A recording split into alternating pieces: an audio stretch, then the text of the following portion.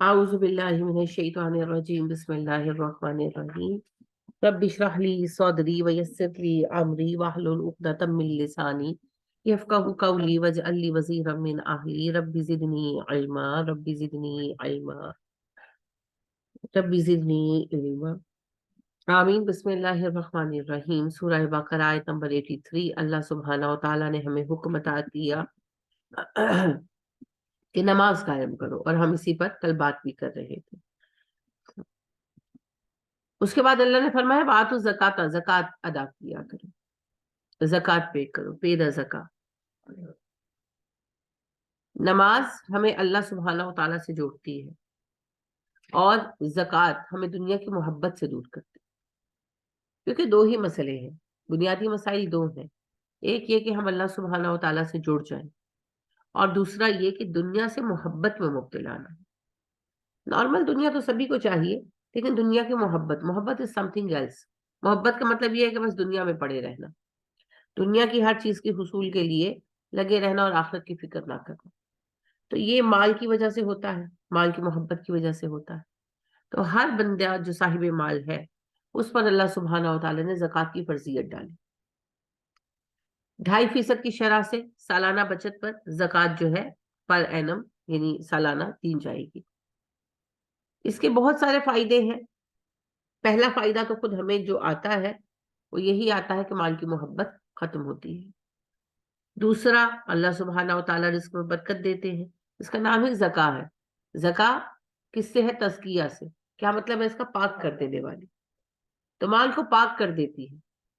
باقی جو مال ہے وہ ہمارے لیے حلال و جائز ہے۔ پھر اس کا ایک ایلیمنٹ ہماری اکانومی پر آتا ہے۔ اسلامی حکومت کا سب سے بڑا ریونیو جنریشن زکوٰۃ ہی۔ اگر زکوٰۃ کا سسٹم صحیح طرح قائم کیا جائے تو ٹیکسوں کی اس طرح ضرورت ہی نہیں رہے گی۔ جس طرح آج جی ایس ٹیز لگائے گئے ہیں نا، آپ ایک ماچس کی ڈبی خریدتے ہیں تو اس پر بھی آپ ٹیکس جو ہے وہ پے کرتے ہیں۔ اور دلچسپ بات یہ ہے کہ غریب بندہ تو ہر چیز پر ٹیکس پے کر رہا، اور جو اربوں پتی ہیں وہ کوئی ٹیکس پے نہیں کرتے، وہ سارا جو ہے وہ خرد برد کرتے ہیں اور فراڈ کرتے ہیں، سارے ہی کرتے ہیں، بزنس مین ہو، سیاست دان ہو، جو کوئی بھی ہو۔ اور پھر وہ پیسہ کہیں استعمال میں بھی نہیں آ رہا، اور اس میں برکت بھی نہیں ہے۔ ایک تو لوٹ مار ہے، اور دوسرا برکت بھی نہیں ہے، کیونکہ لوگ خوشی سے نہیں نہ دیتے، ایک مجبوری ہے لوگوں کی۔ تو زکوٰۃ جو ہے وہ ریونیو جنریشن کا ذریعہ ہے۔ حکومت کو بھی تو دنیا کے کاموں کے لیے، نظام چلانے کے لیے پیسہ چاہیے نا، تو وہ زکوٰۃ جو ہے اس پیسے کا ذریعہ ہے۔ پھر زکوٰۃ سے یہ ہے کہ مال ایک جگہ رکا نہیں رہتا، کیونکہ تصریف مال بہت ضروری ہے۔ تصریف زر جو ہے، جسے صرف زر بھی کہتے ہیں، اس کا مطلب ہوتا ہے پیسے کا چکر، کہ پیسہ ایک بندے کے ہاتھ میں نہ رکا رہے، پیسہ چلتا رہے۔ سود میں یہ کوالٹی نہیں ہے، سود پیسے کو روک لیتا ہے۔ چند لوگوں کا پیسہ ہوتا ہے، انہی لوگوں کے پاس رہتا ہے، وہ دوسروں کو اپنی منمانی شرائط پر وہ پیسہ ادھار دیتے ہیں، جو پھر واپس انہی کے پاس آنا ہوتا ہے۔ اور اس کے اوپر جو وہ ایکسٹرا پیسے چارج کرتے ہیں، تو اگر وہ 10 روپے دیتے ہیں تو وصول وہ 20-25 روپے کرتے ہیں۔ تو ان کے پاس تو پیسہ بڑھتا جاتا ہے، مگر دوسرے لوگوں کے پاس کم ہوتا جاتا ہے۔ یہی سسٹم آج آپ کے بینک چلا رہے ہیں، لیکن پیسہ بینکوں کے پاس بھی تو نہیں ہے، بینکوں کو بھی تو پیچھے سے پیسہ ملتا ہے۔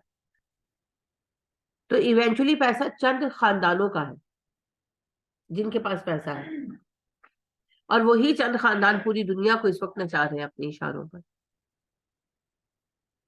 اور یہی یہود کی ساری قوت ہے۔ میں نے پہلے بھی عرض کیا تھا، سب کہتے ہیں ہم فلسطین کے لیے کیا کریں، ہم فلسطین کے لیے کیا کریں۔ تو پہلی بات تو یہ کہ فلسطین کے لیے کچھ کرنے کا مرحلہ بھی بڑی دور ہے، ابھی تو آپ اپنے لیے کچھ کریں۔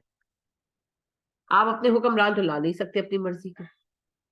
بارش کا پانی کھڑا ہے، اس کے نکاس کا انتظام کرنا ممکن نہیں ہے۔ فلسطین کے لیے کیا کریں؟ امپاسبل ہے فی الحال، سوائے دعا کی کیا کر سکتے ہیں؟ دوسری بات ہے سوشل میڈیا پر آواز اٹھائیں، اس سے زیادہ کیا کر سکتے ہیں؟ خیر سوشل میڈیا پر آواز اٹھانا بھی نا محض ایک دل خوش کرنے کا طریقہ ہی ہے، اسے کوئی سنتا نہیں ہے، اسے کوئی سیریس نہیں لیتا۔ ہاں دعا ایک سیریس سلسلہ ہے۔ اچھا، اس کے بعد آفٹر دیٹ آپ یہود کو کیسے ہرائیں گے؟ کیا کیا ہے یہود نے؟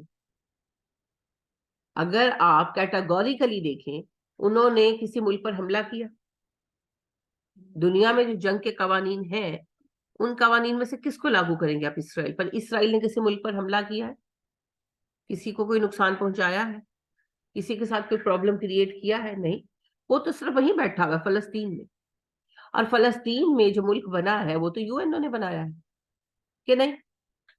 پتا ہے نا، میں نے پہلے بھی سارا عرض کیا تھا کہ یہ سیکنڈ ورلڈ وار کے بعد باقاعدہ یو این او نے پرمٹ کیا تھا.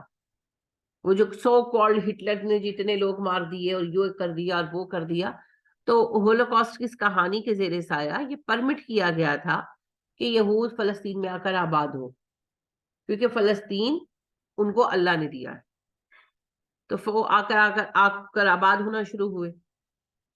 پہلا قدم آبادی تھا. پھر آبادی کے آگے چل کر انہوں نے آہستہ آہستہ اپنی جگہ بنانی شروع کی. اس میں وقت لگا تھوڑا.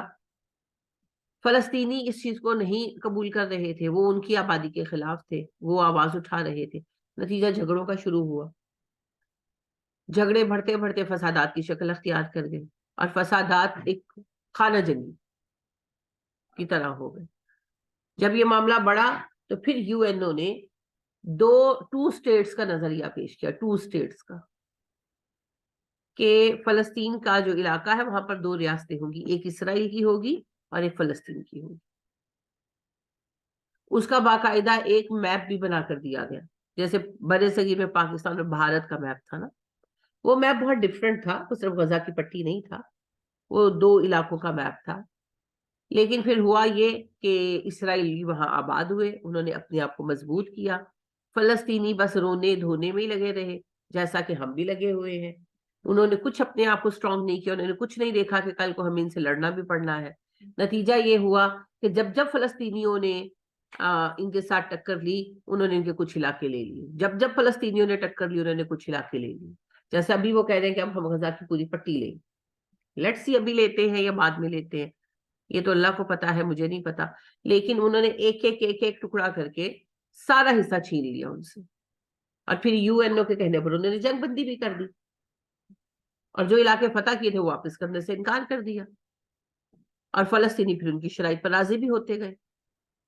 اب آپ جو اس وقت دنیا میں، آپ کا تو لا نہیں نا چل رہا دنیا میں، جو اس وقت دنیا میں لا پریویل کر رہا ہے عالمی، یو این او کے جو قوانین ہے، کس کی خلاف ورزی کی اسرائیل نے؟ کی کسی کی نہیں. ابھی بھی اسرائیل پر حملہ کس نے کیا؟ فلسطین نے. دیکھیں جو ہمارے جذبات ہیں وہ اور ہیں، دنیا جذبات سے نہیں چلتی. ایک امریکی شہری وہ کیوں کہے گا؟ ابھی بھی جو لوگ بول رہے ہیں نا، وہ صرف انسانی ہمدردی کی وجہ سے بول رہے ہیں کہ جو فلسطینی بچے مر رہے ہیں، جو ہاسپٹلز پر بمبارمنٹ ہو رہی ہے. اصل میں آپ کو کیا سمجھانا چاہ رہی ہوں؟ میں آپ کو یہ سمجھانا چاہ رہی ہوں، انہی کا قانون ہے، انہی کی عدالتیں ہیں، انہی کے فیصلے ہیں. جہاں پر مجرم بھی ہم ہیں، سزا بھی ہمیں ملے گی، کیس بھی ہمارے خلاف ہوگا، اور اس کو سنانے والے بھی ہمارے اپنے لوگ ہوں گے. آپ اپیلیں کر کے، احتجاج کر کے اپنے آپ کو صحیح ثابت نہیں کر سکتے. آپ کو اپنی جگہ بنانی ہوگی دنیا میں. امریکہ کا صدر کون ہے اس وقت؟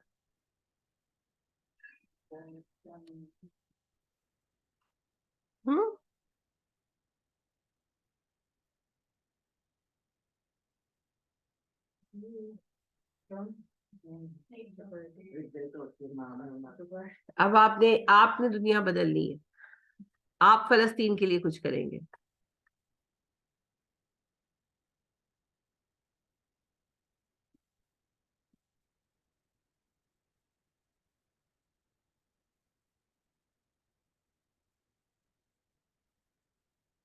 وہی جو غلاموں کے خاندان سے جو جس کی جو ویلیو نہیں تھی، تو اس نے اپنے آپ کو ثابت کیا کہ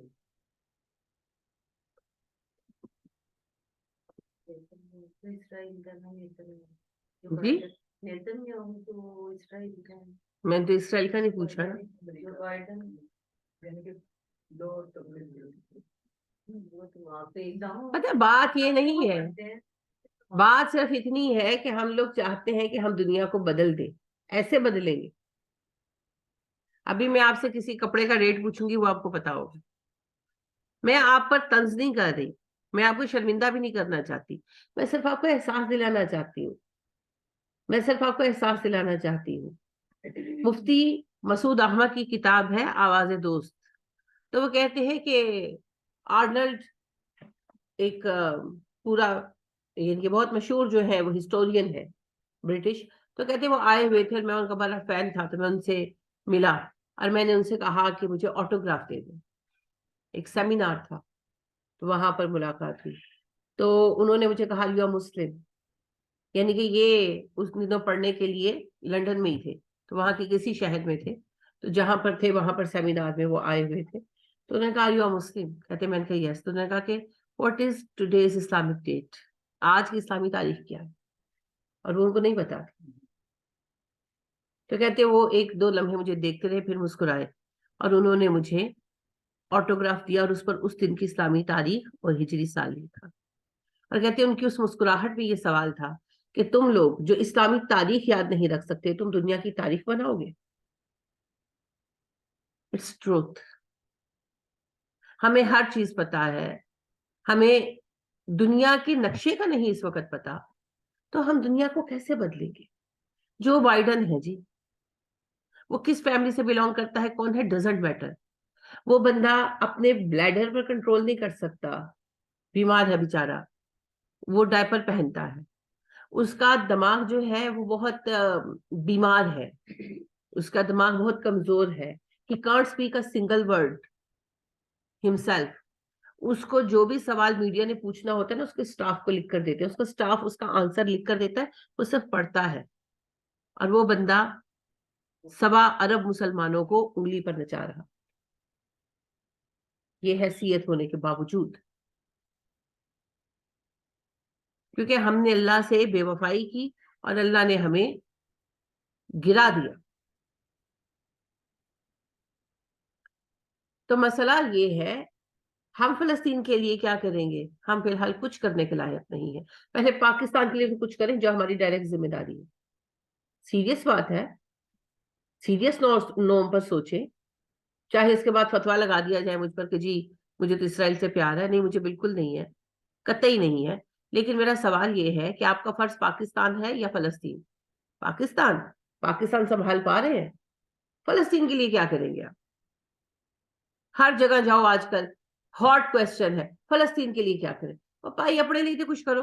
بجلی آپ کے پاس نہیں، پانی پینے کا آپ کے پاس نہیں، دوائیاں آپ کے پاس نہیں، قانون آپ کا کام نہیں کر رہا، آپ کے پاس نقاص کا انتظام نہیں، آپ کی ریلوے بند ہے، آپ کا انٹرنیشنل ایئرپورٹس بند ہے. آج پاکستان میں جنگ لگ جائے، مجھے صرف اتنا بتا دیں آپ اپنی آرمی ٹرانسپورٹ کیسے کریں گے؟ کیسے کریں گے؟ کھوتوں پہ؟ ریلوے تو نہیں چل رہی نا، کیسے ٹرانسپورٹ کریں گے؟ ہتھیار ایمونیشن کیسے ٹرانسپورٹ کریں گے؟ کیسے لڑیں گے؟ آپ کے ملک میں، پاکستان میں جو 24 کروڑ عوام کا ملک ہے، ایک مجھے ادارہ بتا دے جو ریسکیو کا ہو، جو امداد کا ہو. کہیں سیلاب آ جائے، کہیں طوفان آ جائے، کہیں بربادی ہو جائے، آرمی کے سوا کوئی آپشن ہے آپ کے پاس؟ علاج کی سہولت اپنے لوگوں کو دے سکتے ہیں؟ کچھ بھی نہیں چھوڑا ملک میں. یعنی کہ جو ہمارے بچپن میں تھا وہ بھی ختم ہو گیا، کر رہے ہیں ختم انٹینشنلی. اور سب سے بڑی مصیبت یہ ہے کہ ہم پر وہ حکمران ہیں جنہیں ہم حکمران نہیں دیکھنا چاہتے.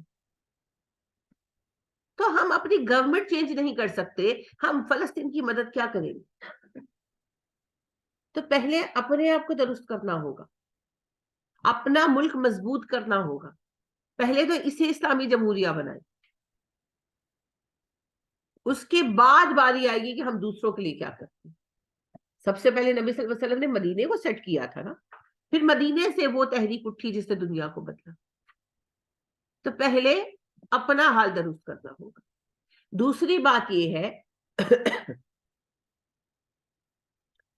کہ فلسطین کے جو مسائل ہیں ان سے نمٹنے کے لیے آپ کو انٹرنیشنل لیول پر نمٹنا ہوگا. یعنی کہ یو این او کے بہاف پر اسرائیل قائم ہوا ہے نا. یو این او نے اسے ایکسپٹ کیا ہی نہیں بلکہ اناؤنس کیا ہے. تو سب سے پہلے آپ کو یو این او سے بڑی اتھارٹی بننا ہوگا. جب تک آپ وہ لیول اچیو نہیں کرتے آپ فلسطین کے لیے کیا کر سکتے؟ اگر اس وقت فرض کریں 4-5 اسلامی ملک مل جائے, سارے کہتے ہیں نا 5 اسلامی ملک مل جائیں جی, یہ مل گئے, گڈ, حملہ کر دیا اسرائیل پر, خواب پورا ہو گیا آپ کا, نتیجہ کیا نکلے گا بتائیں, سوچیں. اگر 5-6 اسلامی ملک مل جاتے ہیں, جیسے بڑا نام لیا جاتا ہے جی پاکستان, سعودیہ, قطر وغیرہ, یہ مل جائے اور یہ جا کر اٹیک کر دیا اٹیک, گڈ. اب نیکسٹ سٹیپ کیا ہوگا؟ دنیا کا سٹیپ. دنیا میں کیا صرف یہ 5 ملک ہے, باقی لوگ نہیں بیٹھے ہوئے. آپ کے 5-6 ملک ایک فوج بنا لیتے ہیں اور جا کر حملہ کر دیتے ہیں. اب ہوگا کیا؟ کیا یو این او چپ رہے گا؟ نہیں رہے گا نا. پھر کیا ہوگا؟ بولے کھل کر بولے. پابندیاں تو بات کی بات ہے, کیا جواب میں فورس نہیں آئے گی؟ اتحادی ملکوں کی فوج نہیں آئے گی؟ پھر ایک جنگ ہوگی. عالمی جنگ ہوتی ہے کہ نہیں؟ عالمی جنگ کوئی نہیں چھیڑے گا جی, سب کے پاس ایٹم بم ہے. لیکن کم از کم ایک جنگ ہوگی, ہار کر سب ہفتے ہفتے گھر آ جائیں گے, نتیجے میں ایک کشمکش چلے گی, اور وہی جو آپ نے کہا پابندیاں لگنی شروع ہو جائیں گی, کیونکہ یو این او کے ہاتھ میں پاور ہے. جب تک آپ ریئل پاور گین نہیں کرتے آپ مسئلے کو حل نہیں کر سکتے, نہیں کر سکتے. اور وہ پاور گین کرنے کے لیے آپ کو لیڈر آف دا ورلڈ بننا پڑے گا, ایسے نہیں ہو سکے. ابھی تو دنیا کی ساری طاقت ان کے ہاتھ میں ہے. سیاسی طاقت یو این او کے پاس ہے, فائنینشیل طاقت آئی ایم ایف کے پاس ہے, اور وار پاور امریکہ کے پاس ہے, اسرائیل کے پاس ہے. آپ کو پتا ہے اسرائیل کی آرمی بیسیکلی امریکہ سے بھی زیادہ اسٹرانگ ہے. تو ہمارے پاس کیا ہے؟ احتجاج کے بینر. احتجاج کے بینروں کے ساتھ مسائل حل نہیں ہوں گے. سارا کچھ چینج کرنا پڑے گا, پورا سسٹم چینج کرنا پڑے گا, اور ایسا کرنے میں صدیاں نہیں لگیں گی. یہ وہی 15 سے 20 سال میں ہو جائے گا جو نبی صلی اللہ علیہ وسلم کے زمانے میں ہوا تھا. اپ سائڈ ڈاؤن چینج ہو جائے گا, بشرطے کہ ہم سسٹم چینج کریں. اور سسٹم چینج کرنے میں پہلی چیز اس کا قیام ہونا چاہیے, وہ ہے توحید. اپنی بات پھر کلیئرلی کہتی ہوں, سارے مقبرے ختم کر دیے جانے چاہیے, ساری قبریں شفٹ کر دی جانی چاہیے, سارے یہ جو مزار انہوں نے بنا رکھے ہیں, مزار کہتے ہیں اصل میں تو سارے مقبرے ہیں, سب ختم کر دیے جانے چاہیے. لوگوں کے پاس آپشن ہی نہیں چھوڑنا چاہیے, اور لوگوں کو توحید پر قائم کرنا چاہیے, ان کا کانسیپٹ کلیئر کرنا چاہیے. حرمین سے علماء کا ایک گروپ بلوانا چاہیے جو لوگوں میں بیٹھ کر تبلیغ کرے. اس کے بعد نماز کا قیام, فوری بات نماز کا قیام. حکمن جس طرح عرب ممالک میں ہے, یہ آج بھی ان کی خصوصیت ہے. آپ دبئی چلے جائیں, آپ کہیں چلے جائیں, آج بھی نماز کے قیام پر وہ کمپرومائز نہیں کرتے. اسی وجہ سے ابھی وہ زیادہ تباہی سے بچے ہوئے. تو نماز کا قیام. اور تیسری چیز زکوٰۃ کے سسٹم کو ریگولیٹ کرنا. سب سے پہلے بینکوں کا جوا اپنے کندھوں سے اتار دے. جوا سمجھتے ہیں کیا ہوتا ہے؟ جوا سمجھتے ہیں؟ ہاں, جوا کھیلنے والا جوا نہیں ہوتا, رہٹ وہ ہل چلتے دیکھا ہے کبھی؟ تو وہ جو بیل کے کندھے کے اوپر وہ رکھتے ہیں نا لکڑی کا ٹکڑا, اسے جوا کہتے ہیں. ہل کبھی فلموں میں ڈراموں میں ٹی وی پر دیکھا ہوگا نا, تو اس کا وہ بنا ہوتا ہے نا, ایک پراپر فریم ہوتا ہے, وہ جو بیل کے اوپر رکھتے ہیں, تو پھر بیل اس کے ساتھ اس پورے کو کھینچتا ہے, اس کو جوا کہتے ہیں.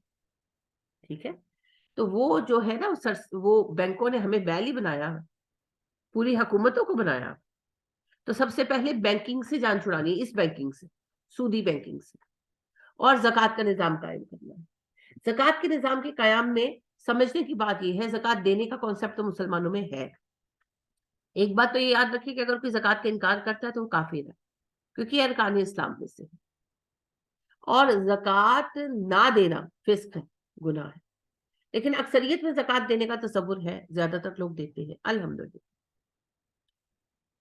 لیکن زکوٰۃ کے کلیکٹیو نظام کو ہمارے یہاں ختم کر دیا ہے. ہمارے یہاں شروع ہی نہیں کبھی ہوا برے صغیر میں, ایکچولی عرب ممالک میں ہے, نبی اکرم صلی اللہ علیہ وسلم نے زکوٰۃ کا نظام انڈیویجول کبھی نہیں رکھا. انڈیویجول زکوٰۃ پے کرنے کا کانسیپٹ ہی نہیں ہے اسلام میں. اسلام میں تو زکوٰۃ کلیکٹیو ہے. لہٰذا جس مہینے کوئی قبیلہ مسلمان ہوتا تھا اس مہینے سے زکوٰۃ کا اس کا حساب شروع ہوتا تھا.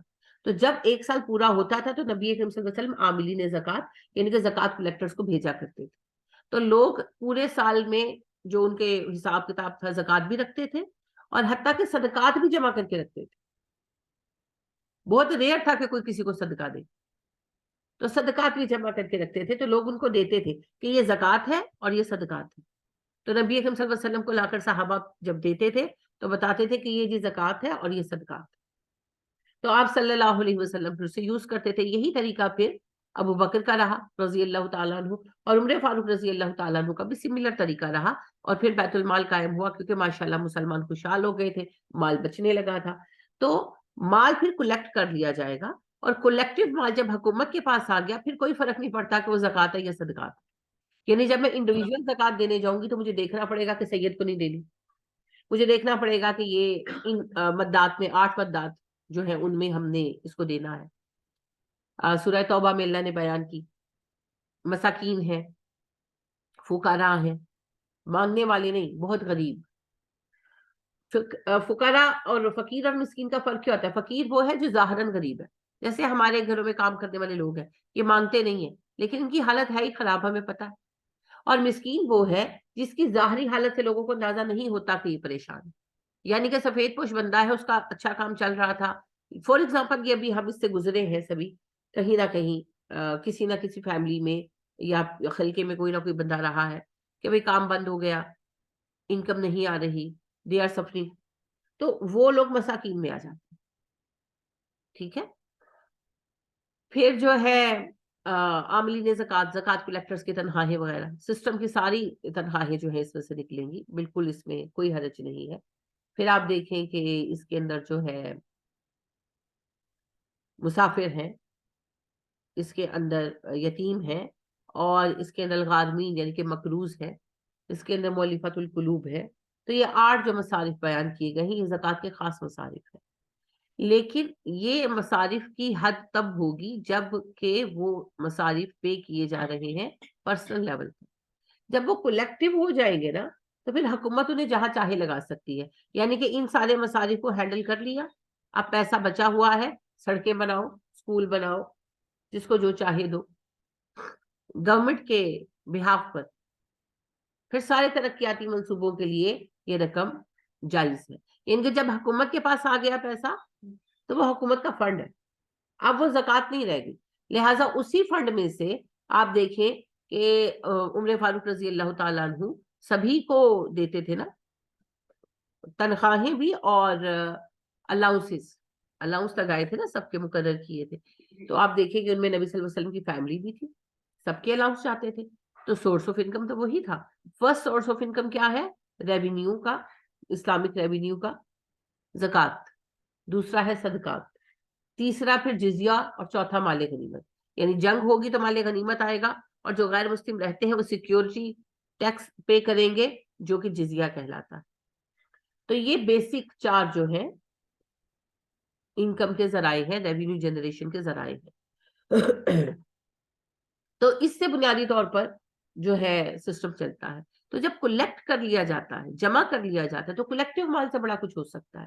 میں نے پہلے بھی آپ سے عرض کیا تھا کہ جیسے پاکستان کی آبادی اس وقت 24 کروڑ ہو چکی ہے, تو اس میں سے آپ فرض کریں کہ 1 کروڑ لوگ زکوٰۃ دینے کے لائق ہیں, فرض کر لیں. حالانکہ آپ کو پتہ ایسا نہیں ہے, ماشاءاللہ بڑی دنیا ہے زکوٰۃ دینے والی. 1 کروڑ لوگ زکوٰۃ دینے کے لائق ہیں, اور ہر کسی نے صرف 10,000 روپے ہی زکوٰۃ دینی, یعنی کہ اس کی اتنی ہی بنتی ہے. صرف ایک ماڈل اگزامپل بنا رہی. تو آپ دیکھیں 10,000 سے کسی کا کچھ نہیں بنتا, مگر جب وہ 10,000 جمع کر لیے جائیں گے 1 کروڑ لوگوں سے تو 10,000 کروڑ روپیہ ہو جائے گا. حالانکہ آپ کو پتا ہے کہ بہت سارے لوگ ہیں جن کی لاکھوں میں زکوٰۃ نکلتی ہے. تو جب وہ اتنا پیسہ جمع کیا جائے گا تو آپ دیکھیں وہ کتنا بڑا اماؤنٹ بنے گا, اور اس اماؤنٹ سے کتنا کچھ ہو سکے. پھر کسی IMF سے قرضہ نہیں لینا پڑے گا, اور نہ عوام پر اتنے ظالمانہ ٹیکس لگانے پڑیں گے. آپ دیکھیں ابھی جو بجلی کے بل آتے ہیں تو آپ کے بجلی کے بل کیوں بڑھے ہوئے ہیں؟ ایک تو یونٹ کی پرائس بڑھ گئی ہے, اور دوسرا اس کے اوپر ٹیکس ڈالا جاتا. یعنی کہ آپ بل اپنا ریڈ کریں تو آپ دیکھیں گے اگر فرض کریں آپ کا 35,000 بل ہے تو اس پر 25 سے 30,000 روپیہ ٹیکس، تو لہٰذا آپ کا بل جو ہے وہ 60 سے 65,000 اس لیے آ رہا، ظلم ہے یہ، ہر عام بندے پر ظلم ہے۔ تو ہم سود سے بھی چھوٹ سکتے ہیں، قرض سے بھی نجات پا سکتے ہیں، اور ہم لوگ جو ہے یہ بیکار کے ٹیکسوں سے بھی بچ سکتے ہیں، بشرطے کہ ہم زکوٰۃ کا نظام قائم کریں۔ زکوٰۃ کا نظام اسلامی نظام حکومت کے لیے ریڑھ کی ہڈی ہے، کیونکہ یہ اکانومی کی بنیاد ہے، اور پھر لوگ دیں گے بھی خوشی خوشی کیونکہ دینا ہے انہوں نے، بس اتنا ان کو یقین ہونا چاہیے کہ یہ لگ رہا ہے صحیح جگہوں۔ یہ بڑی ایک جو ہے نا تکلیف دہ معاملہ ہے، تو کاش کہ کوئی اس کام کو کرے، یہ بیڑا اٹھائے، تو ہم بہت ساری قید سے آزاد ہو سکتے ہیں، بہت ساری چیزوں سے نکل سکتے ہیں۔ ہم کوئی اکیلے تھوڑی دنیا میں قیدی ہیں قرضے کے۔ آپ دیکھیے نبی اکرم صلی اللہ علیہ وسلم جب مدینہ آئے تھے تو مدینہ والوں کے کیا حال تھا، قرض لیتے تھے یہود سے، سود پر لے رہے تھے جنگ بواس کے چکر میں، ان کے گھر، ان کے کھیت، یہاں تک کہ ان کے بچے تک رہن تھے، اور یہ میں مبالغہ نہیں کر رہی، سیریسلی کئی فیملیز کے بچے تک ان کے پاس رہن تھے۔ نبی کریم صلی اللہ علیہ وسلم آئے اور آپ دیکھیں کہ 3 سے 4 سال میں قرض ختم ہو گیا، زمینیں آزاد ہو گئی۔ کیوں؟ کیسے؟ زکوٰۃ سے، زکوٰۃ سے، زکوٰۃ اکٹھی ہوتی تھی اور سب سے زیادہ اہتمام قرض کے پے کرنے کا تھا۔ اب آپ دیکھیں یہ ہے مسکین، جو انصار تھے ان کی زمینیں تھی، باغات تھے، گھر تھے، مگر وہ مسکین تھے، ان پر زکوٰۃ لگتی تھی، کیوں؟ قرضے میں پھنس گئے تھے، والغارمین، قرضے میں پھنس گئے تھے۔ تو نبی اکرم صلی اللہ علیہ وسلم نے ان کے سودی قرضے چکائے، اور اس کے نتیجے میں ماشاءاللہ آپ دیکھیں کہ پھر خوشحال ہو کے سب۔ تو پاکستان کا بھی سب کچھ قرضہ ورزہ سب ختم ہو جائے، بشرطے کہ ہم زکوٰۃ کے سسٹم کو قائم کریں۔ اللہ فرماتے ہیں میں زکوٰۃ کو بڑھاتا ہوں اور سود کو مٹاتا ہوں، یربی الصدقات ویمحق الربا، میں صدقات کو بڑھاتا ہوں اور سود کو مٹاتا ہوں۔ تو سود کے نظام میں تو برکت آنی نہیں ہے۔ یہ جو تھوڑی پاکستان میں آپ برکت دیکھتے ہیں نا، یہ تو صدقات کی وجہ سے کہ لوگ اتنا صدقہ، ماشاءاللہ آپ کو پتا ہے پاکستان دنیا کا ڈونیشن کرنے میں تیسرا بڑا ملک ہے، لوگ اپنی خوشی سے کرتے ہیں۔ تو وہ صدقات ہے، استغفار ہے جس نے بچایا ہوا ہے، ورنہ سود کا نظام تو چوس جاتا ہے، کھا جاتا ہے۔ یہ خوشحالی بس اوپر اوپر کی ہے، اندر اندر کسی کے پاس کچھ نہیں ہے۔ سود کا مسئلہ ہی یہ ہے، اور اس چیز کو میں نے ہوتے ہوئے دیکھا ہے، آپ نے بھی دیکھا ہوگا جب یہ اب کرونا میں چیزیں پھنسی ہیں، اٹکی ہیں، تو آپ کے گھر والوں کے پاس پیسے تھے، یہ ان کے جو مرد حضرات کماتے ہیں، کروڑوں کا کاروبار ہے، لاکھوں کا کاروبار ہے، میرا اتنا لاکھوں کا کاروبار ہے، پیسہ کہاں ہے؟ کوئی پیسہ نہیں۔ یہ ہے سود، سود کا سسٹم ہی یہ ہے، سب کچھ ایک ہوا میں چل رہا ہے۔ جس وقت کام رکے ہیں تو ریئلائز ہوا ہے کہ ہاتھ میں تو کچھ بھی نہیں ہے، خالی ہاتھ بیٹھے ہوئے، بس یہ بھرم ہے، یہ دھوکے میں ڈالا ہوا ہے۔ اسلام آپ کو یہ نظام نہیں دیتا، آپ کا مال حقیقتاً آپ کے پاس موجود ہوتا ہے، وہ آپ کا حق ہے، بس اس مال میں سے زکوٰۃ نکال دو۔ تو یہ بڑا تماشا ہے۔ ایک ڈاکیومنٹری بنائی ہوئی ہے،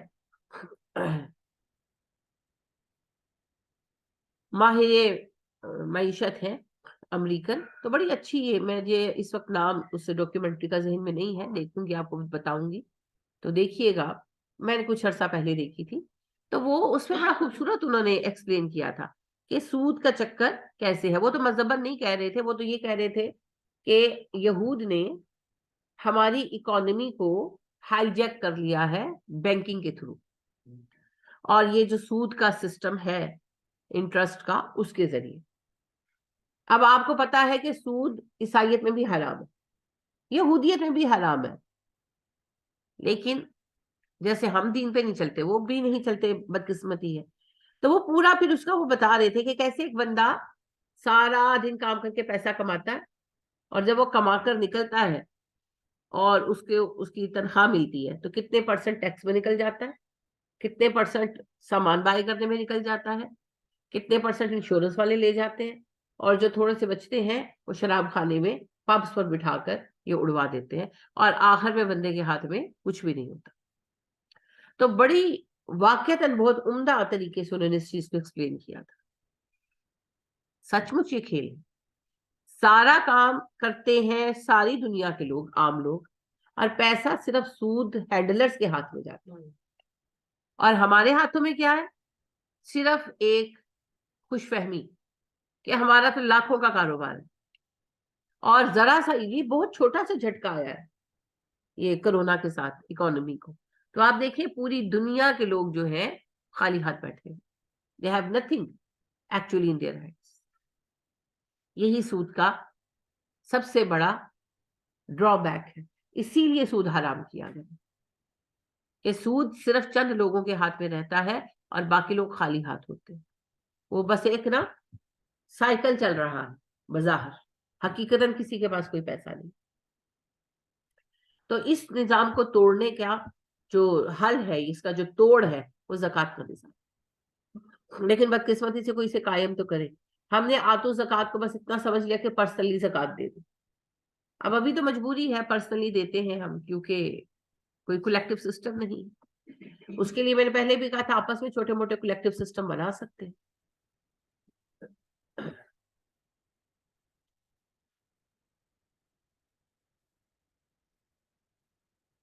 کسی نے سوال بھیجا ہے, we can't trust government. we bother sister collect کر کے لیتے ہیں, یہ بھی ٹھیک ہے. ہمارے حکمران ویسے نہیں. بہن کہہ رہی ہیں کہ ہم حکمرانوں پہ ٹرسٹ نہیں کرتے. حکمران ہے کہاں پر؟ ابھی تو پاکستان بغیر حکمرانوں کے چل رہا ہے پچھلے تقریباً 3 سال سے, اب تو 4 ہی ہونے والے ہیں کہ پاکستان میں حکومت ہے ہی نہیں. کہاں پر ہے حکومت؟ کوئی حکومت ہے؟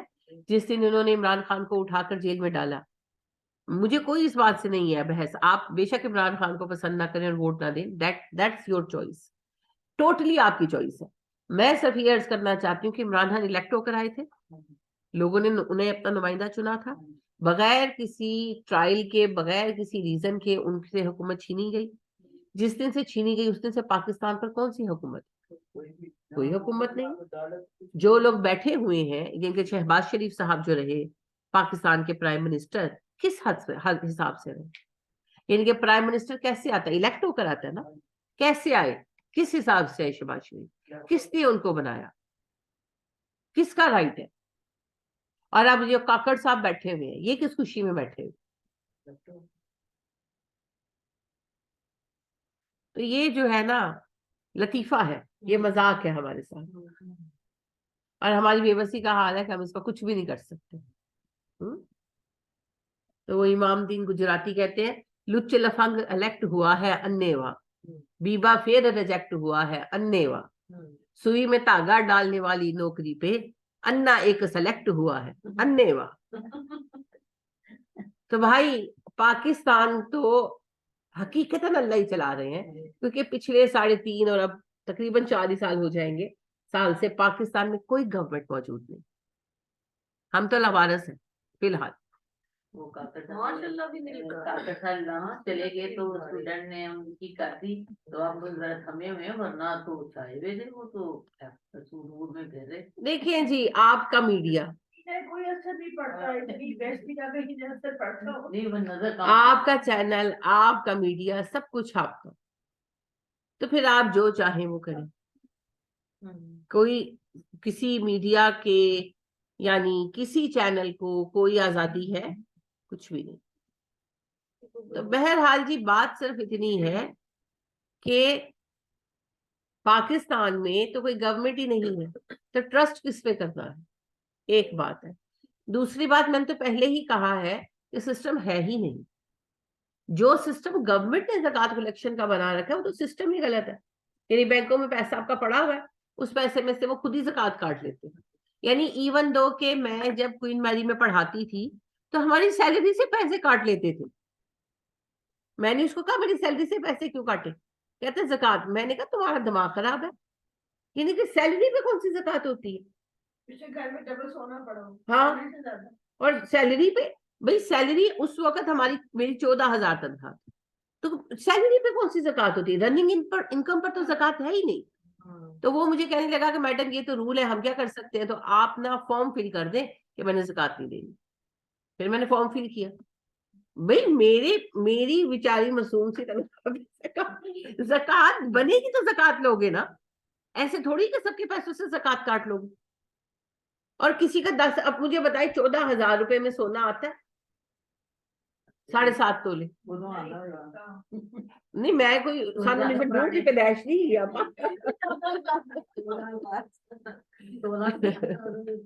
7.5 تولہ ہو تو کاٹ لے. وہی آپ سے کہہ رہی ہوں کہ آپ کس حساب سے کاٹ رہے ہیں. پہلی بات یہ ہے کہ زکات 100% بچت پر ہوگی, رننگ انکم پر نہیں. پھر اس بچت کی مقدار 7.5 تولے سونے کی قیمت ہونی چاہیے کم از کم, اور پھر وہ بچت 1 سال تک پڑی رہی ہونی چاہیے.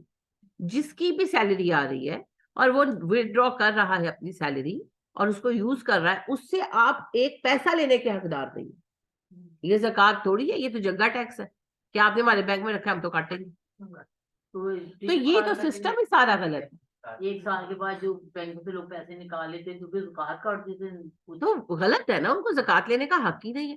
زکات اگر حکومت کلیکٹ کرنا چاہے تو اس کے لیے پہلی بات تو وہی ہے کہ حکومت ہو, پھر دوسری بات ہے وہ لوگوں میں اعتماد بنائے. پہلی دفعہ میں تو بہت مشکل ہوگا, لیکن لوگوں سے کہیں. اب لوگ خود جو ہے وہ حساب کریں. بالکل صحیح کہا شمسا نے, آپ کے پاس ان کے تھوڑے سے پیسے تو پڑے ہوں گے, لیکن ان کے گھر میں سونا کتنا ہے آپ کو کیا پتا. پھر کئی لوگوں کے کاروبار ایسے ان کی زکات نکل دی, جیسے زمینوں کی فصلیں آتی ہیں یا شو رومز میں گاڑیاں کھڑی ہیں, تو ان کی زکاتیں نکلنی ہے نا, تو وہ پھر خود آپ کو بتائیں گے ہماری کتنی زکات ہے. پھر پہلے سال میں تھوڑے سے لوگ, جیسے فرض کریں کہ 20 کروڑ لوگ زکات دینے والے ہیں, ایک سپوز آپ سمجھ لیں ایسا, تو اس میں سے شاید ہارڈلی 1 کروڑ 1.5 کروڑ لوگ زکات دیں گے حکومت کو. لیکن اگر حکومت اس کا صحیح استعمال کرے گی تو اگلے سال لوگ دیں گے, کیوں نہیں دیں گے. تو اپنا اعتماد بھی تو بنانا پڑے گا. لیکن وہ مرحلہ بھی بہت دور ہے, پہلے حکومت تو بن جائے. ابھی تک تو ہم الیکشن نہیں کروا پا رہے. کتنا عرصہ ہو گیا کاکڑ صاحب کو آئے ہوئے بھائی, کتنے مہینے ہو گئے. الیکشن کا ٹائم تو گزر گیا, یعنی کہ الیکشن سے زیادہ کا ٹائم تو گزار دیا انہوں نے. 3 مہینے کے اندر الیکشن کروا کر چلے جانا ہوتا ہے نگران صاحب کو. یہ تو بیٹھے ہوئے آرام سے.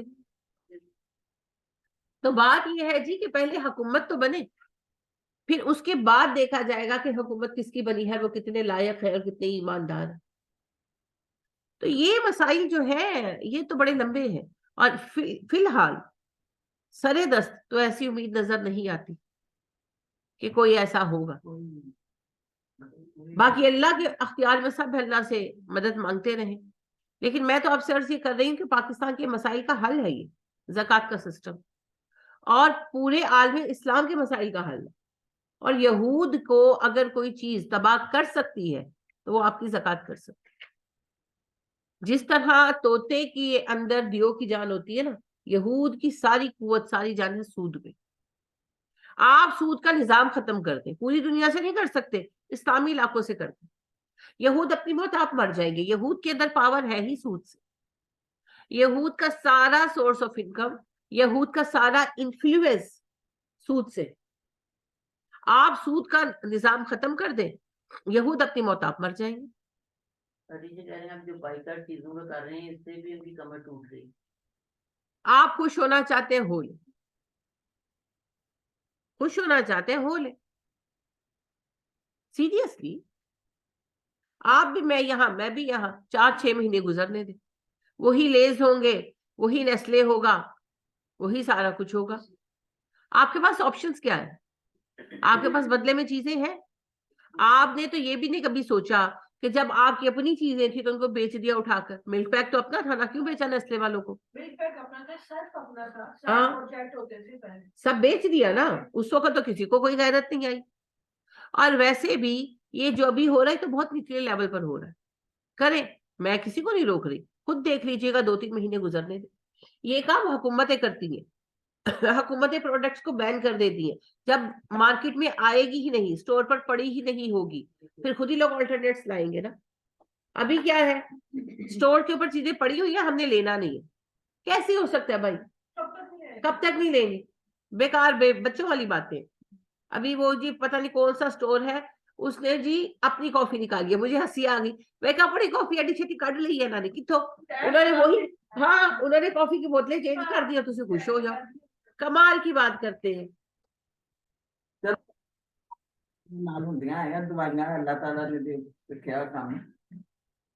لیکن بہت کٹ ہوتا ہے, بہت کٹ.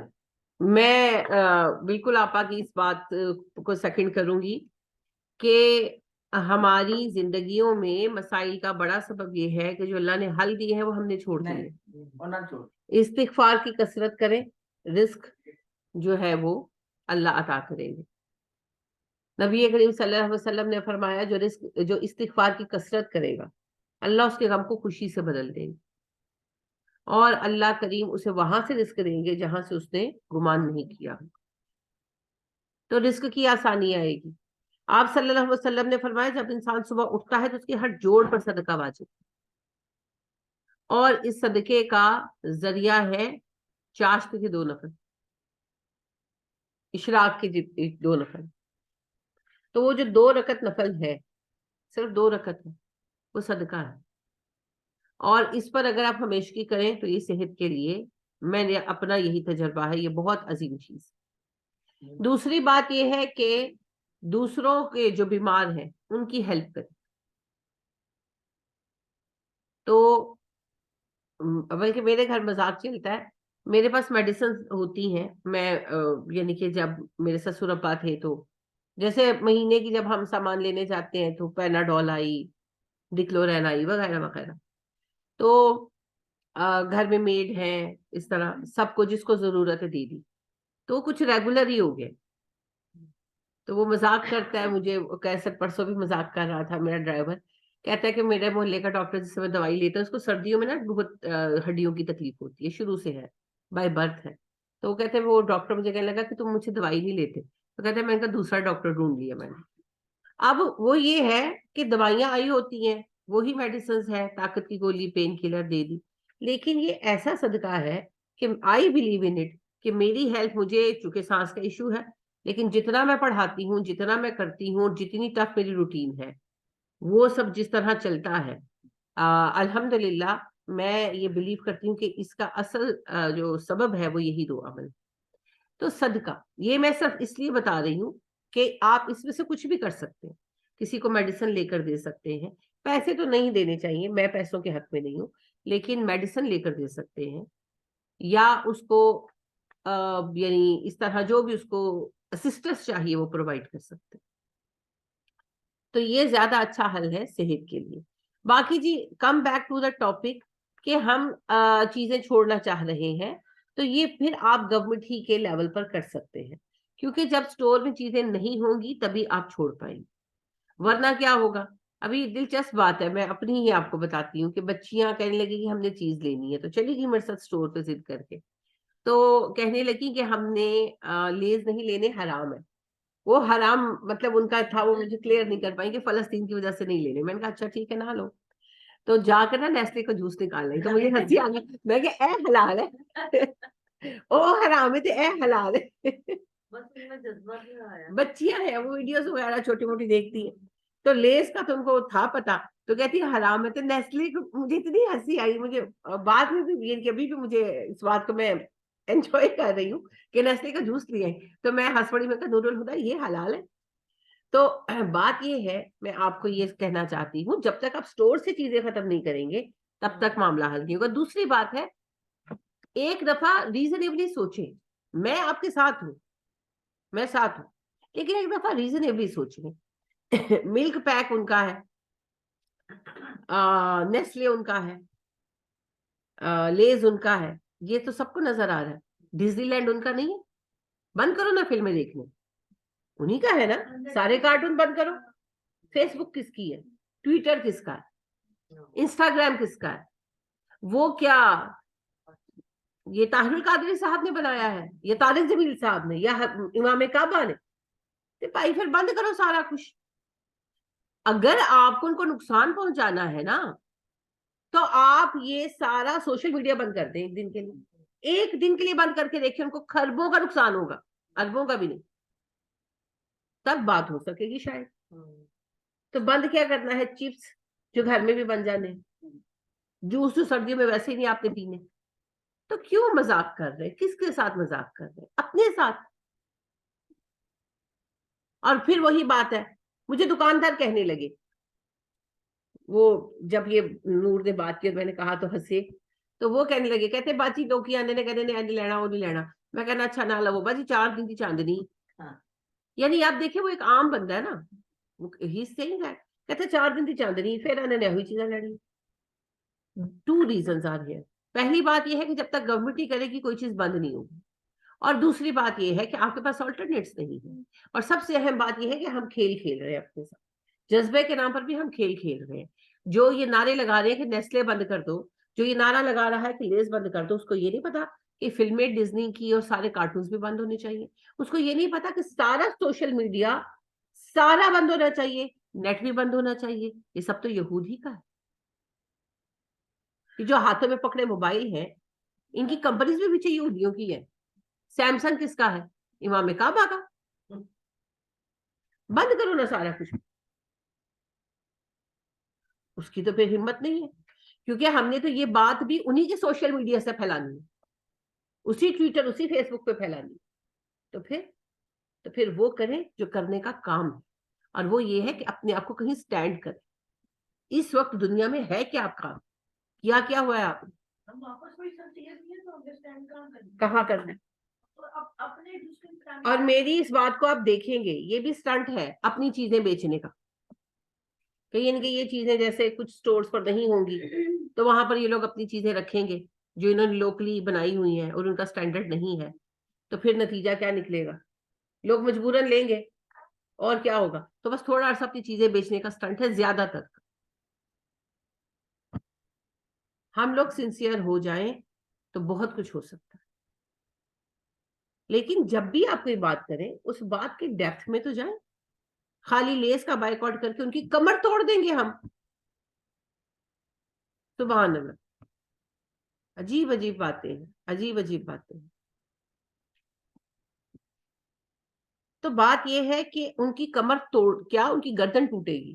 زکوٰۃ کا سسٹم قائم کر کے سود کا ختم کر دیں، وہ اپنی موت آپ مر جائیں گے، آپ کو کچھ نہیں کرنا پڑے گا. خالی مسلم دنیا سے سود کا نظام ختم کروا دیں،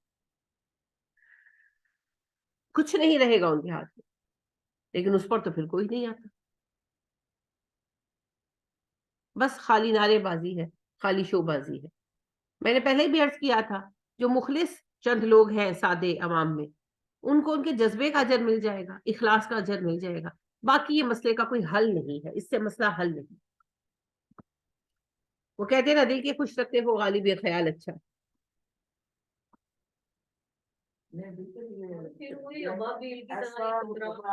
کہاں سے آئے گا یہ پتا کرنا کیسا حکمران کہاں سے آئے گا. دوسری بات یہ ہے کہ یہ جو زکوٰۃ دے رہے لوگ، زکوٰۃ کسی کو نہیں جاتی، صرف بڑے بڑے پیڈوں والوں کو جاتی ہے. ہاں جی، کوئی زکوٰۃ کا کسی کو کچھ نہیں فائدہ ہوتا. یعنی کیسی آپ لے کے چلو اسی زکوٰۃ کا فنڈ شروع کرنے ہیں، پر سانو کسی نے تو حکم ہی نہیں دینا. کیونکہ اگے جڑے بیٹھے ہوئے نا کہ دیکھو یہ نہیں خالی حکمران نہیں کرتے، خالی حکمران کرتے. دیکھو عوام جڑی چیزاں کس طرح کر رہی ہے کہ بچیاں دیا چیزاں ایڈیاں چیزاں ایڈیاں بنا رہی ہے. کوئی آپ گولڈ ٹافیاں دیکھو یہ چیزاں کیوں یہ عوام کر رہی ہے یا حکمران کر رہے ہیں. صحیح کہہ رہے ہو، صحیح کہہ رہے ہو. پہلی گل اے بالکل صحیح کہہ رہے ہیں آپا کہ کرپشن اتوں سے تھلے تک سب نو ہے. عوام جو ہے وہ کرپٹ ہوئے تو حکمران کرپٹ آئے نا، کیونکہ عوام کے اعمال کا نتیجہ ہوتے ہیں حکمران. تو جیسے ہم ہیں ویسے ہی حکمران ہے ہمارے، تو ہم سبھی کرپٹ ہیں. بالکل آپ نے صحیح کہا. جو دوسرا آپ کا سوال ہے کہ پھر اچھا حکمران کہاں سے آئے گا، جب ہم اللہ کے قوانین پر چلیں گے تو اللہ خود ہی ایسے لوگ اٹھائیں گے، پھر چاہے وہ دشمن کیمپ میں سے آئے. جیسے عمر جو تھے، جب نبی صلی اللہ علیہ وسلم نے دین کا کام شروع کیا، سب سے زیادہ جنہوں نے اسلامی نظام کو اسٹیبلش کیا ہے اسٹیبلشمنٹ کے اعتبار سے، وہ عمر ہے. تو آپ دیکھیں دشمن کے کیمپ میں تھے نا، وہیں سے آئے. پھر اللہ دشمن کے کیمپ میں سے بھیجے گا. بہترین لوگ مسلمان ہوں گے اور آ کر کھڑے ہوں گے اور کام کریں گے, لیکن شرط وہ ہے کہ پہلے اللہ کے دین پر ہم چلنا شروع کریں. اپوزٹ نہیں ہوگا, یہ ہوتا نہیں. اور ابھی تو یہ ہے, آپ بالکل صحیح کہہ رہے ہیں, زکوٰۃ ساری لٹ کے کھا جانے میں. جو تھوڑی بہت زکوٰۃ آتی ہے یعنی, اور وہ زکوٰۃ فنڈ میں رمضان میں لوگ پیکٹس آتے ہیں, سب کچھ ہوتا ہے, تو وہ کوئی پتہ ہی نہیں چلتا کہاں جاتے ہیں. پچھلی بار میں مجھے کسی نے بتایا کہ پتہ نہیں 1.5 لاکھ جو کاؤنسلر ہیں ہمارے علاقے کے, 1.5 لاکھ پیکٹس ان کو دیے گئے. زیادہ ہر علاقے کے لوگوں کو دیے گئے ہوں گے, کاؤنسلرس کو. کہتا انا ونڈیری ہو رہی ہے تو مڑ مڑ اپنے ہی بس. نہیں, کوئی خوف خدا نہیں ہے, کوئی خوف خدا نہیں, کوئی خوف خدا ہے ہی نہیں. تو یہی تو وجہ ہے ان سارے مسائل کی. تو بہرحال جی, زکوٰۃ کا سسٹم یہود کی طاقت کو توڑنے کا صحیح راستہ ہے. یہ کوئی قرآن پڑھے گا تو پتہ چلے گا, ورنہ نہیں پتہ لگے گا. بالکل تم صحیح کہہ رہے ہو, نہیں پتہ لگے گا. مولویاں تو سنتے رہا کریں, مولوی بس نہیں کہہ رہے کہ زکوٰۃ دے وہ. اب آپ دیکھیں, ہم بچپن سے زکوٰۃ دیتے آ رہے ہیں کہ ہمارے بڑے دیتے آ رہے ہیں جیسے, اور آپ دیکھیں کہ جو بچپن ہم چھوٹے چھوٹے تھے جو زکوٰۃ لینے آتے تھے, آج بھی وہی زکوٰۃ لینے آ رہے ہیں. آگے ان کی اولادیں آ رہی ہیں. ہاں جی. تو کیوں ہوا یہ؟ زکوٰۃ بھیک تو نہیں ہے, زکوٰۃ تو بھیک ہے ہی نہیں, کیونکہ وہ زکوٰۃ جو ہے وہ فیملیز خود دے رہی ہیں.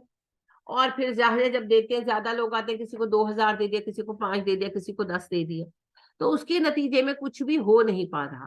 زکوٰۃ ایک ایسا کولیکٹیو سسٹم ہے جو سارے سوشل سسٹم میں جو اکنامیکل پرابلمز ہیں ان کو حل کرتا ہے, اور ایسی اکانومی کھڑی کرتا ہے جس میں کوئی بھکاری باقی نہیں رہتا اور کسی کو دینا نہیں پڑتا. دیکھ رہے عمر فاروق رضی اللہ تعالیٰ عنہ کے زمانے میں 5ویں سال کے بعد وہ ٹائم تھا کہ کسی کو صدقہ لینے والا نہیں ملتا تھا. زکوٰۃ تو ویسے ہی لوگ انڈیویجول نہیں دیتے تھے, صدقہ لینے والا بھی نہیں ملتا تھا. صدقہ بھی جمع کرانا تو بیت المال جاؤ, کیونکہ لوگوں کو ماشاءاللہ سب خوشحال تھے, اور جو کما نہیں سکتے تھے, ہر وہ بندہ جو کما نہیں سکتا تھا اس کا حکومت نے الاؤنس مقرر کر دیا. تو حکومت سے الاؤنس مل رہا تھا, تو کوئی بھی صدقہ نہیں لیتا تھا. بھی میں کیوں لوں, میرے پاس تو ہے. تو پھر صدقہ جمع کرانے کے لیے بیت المال جانا پڑتا تھا. یہ ہے فلاحی مملکت, اور یہ تھی صرف زکوٰۃ کی وجہ سے. لیکن اب ہماری وہی بات ہے کہ 2-3 جنریشن گزر گئی, اور لینے والوں کی بھی 2-3 جنریشن گزر گئی. وہی لوگ ہیں, ہم انہیں کو دیے جا رہے ہیں, وہ بیچارے کہیں بھی کھڑے نہیں ہو پا رہے. یہ کرونا نے تو ویسے ہی ہمیں بہت ننگا کر دیا, مانگنے والا بنا دیا. نہیں جی, کرونا تو اللہ کی طرف سے مصیبت آئی ہے, بالکل اس میں آزمائش ہے. لوگوں نے بہانہ بنایا, لوگوں کی اصلیت باہر آئی ہے. جی دیکھیں, میں بالکل نہیں اس بات کو تسلیم کرتی, جو نہیں مانگ سکتا وہ نہیں مانگ سکتا. اور یہ تو ڈرامے ہے, یعنی کہ میں نے 2-3 چیزیں ایسی دیکھی کہ میں حیران ہو گئی. ایک دن میں گئی بازار, یہ پیچھے ہی 50 فٹ روڈ پہ, تو وہ ایک خاتون, میں گاڑی میں بیٹھی تھی تو ڈرائیور اتر کر سامان لے رہا تھا, تو وہ خاتون پریم میں اس نے بچہ ڈالا ہوا اور ایسے پراپر ڈریس اپ تھی, اور وہ آئی اور اس نے بڑے آرام سے میرا دروازہ بجایا. تو میں یہی سمجھی کہ شاید کچھ کہنا چاہتی ہے, شیز اے لیڈی. تو میں نے ادھر شیشہ نیچے کیا, تو وہ کہنے لگی کہ جی بات جی, میں بہت ضرورت مند ہوں, گھر میں کھانے کو نہیں. تو کمال ہی نہیں ہو گیا. میں 1 منٹ تو مجھے سمجھ ہی نہیں آئی, میں کنیکٹ ہی نہیں کر پائی کہ یہ بھیک مانگ رہی. ایسے ہی ہو رہا ہے, وہ تو نوک کرتی ہیں, اچھی خاصی ہائٹ کی ویسے سوئی ہوتی ہیں جی, علاج ہو رہا ہے میرے بچے کا, بیماری ہے گھر میں, کسی کی بیٹیاں, تو یہ بیٹیوں والا بڑا مسئلہ بنا لیا. بالکل مت دے, بیٹیاں شادی کرنی ہے تو سادگی سے کرو, صاف جواب دے. یہ سامان لے کے واپس آ, تو رکشے والا بندہ تو نا, یہ جہاں پہ گرینس سر بیٹھے ہیں جہاں پہ, تو مجھے کہتا باجی, میں کا پتہ چل کو رستہ پوچھتے کیا باجی, میری 6 بیٹیاں, میں حیران رہ گئی, تم رکشے والے ساتھ چلا رہے. نہیں, انہیں کہیں کہ آپ کی 6 بیٹیاں ہیں تو سادگی سے شادی کرو.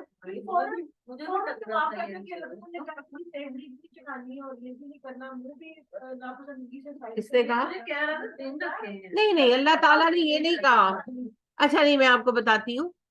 پہلی بات یہ ہے کہ صرف یہ کہا گیا بد مزاجی نہیں دکھانی نا, تو آپ ان کو بڑی نرمی سے یہ کہیں کہ آپ کی 6 بیٹیاں ہیں, سادگی سے نکاح پڑھائے رخصت کر دیں. بہت گھرانے ایسے, یہ کوئی ریزن نہیں ہے مانگنے کی, صاف منع کریں. بالکل ایک پیسہ مت دے. بتانا چاہتی ہیں کہ بیٹیاں اتنی بوجھ ہیں, انہیں کو بیس بنا کے یہ مانگتے. کسی کو بھی مت دے, بغیر چیک کیے کسی کو مت دے, کیونکہ صدقہ اور زکوٰۃ جو ہے مستحق لوگوں تک پہنچانا ہماری ذمہ داری, اور مانگنے والے تو مستحق بالکل بھی نہیں ہے. اب رمضان آئے گا تو ان کی طرف جو تماشا لگنا, اللہ اکبر.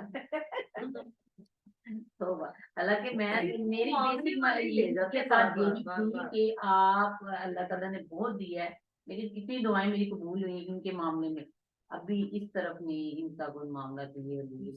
چلے وہ بعد میں دیکھتے ہیں, اللہ خیر کرے.